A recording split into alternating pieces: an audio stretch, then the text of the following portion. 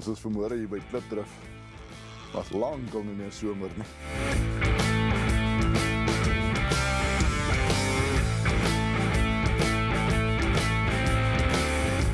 Ja.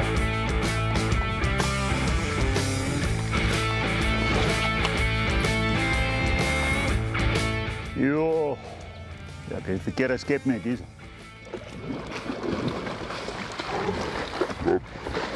Weer as net sy sterk. Amper steek sy sterk. Storie. Nou Klipdrif begin so bietjie vir ons glimlag. Ons het baie lank gewag vir hierdie die winter. Hierdie was een ongelooflike dag by Klipdrif. Soveel so dat tot die kamera crew moet kom help om vis te vang.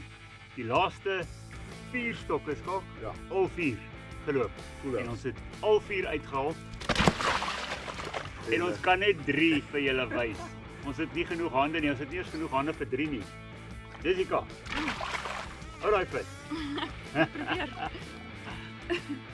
En nou ja, julle sal sien hierdie is al die shapes and sizes van die kleinstes, middel, groter vis.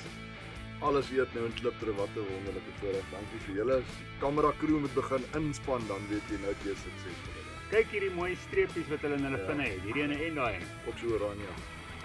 So maak seker jy kyk op Four Anglers se YouTube kanaal die volle video wat hierdie storie in al sy detail vertel. Yes, julle. Jo. Wat? Sy steek uit. Ja, is dat seker. Daar's ons doen maar.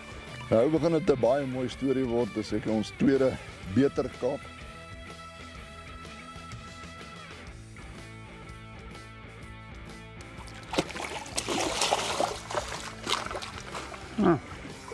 Ja, so. Okay. Lekker.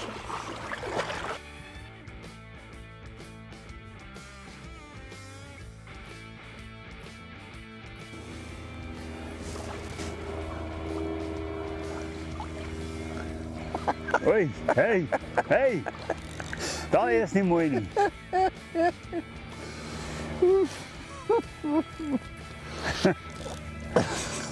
Hoop jy in die kerk ook?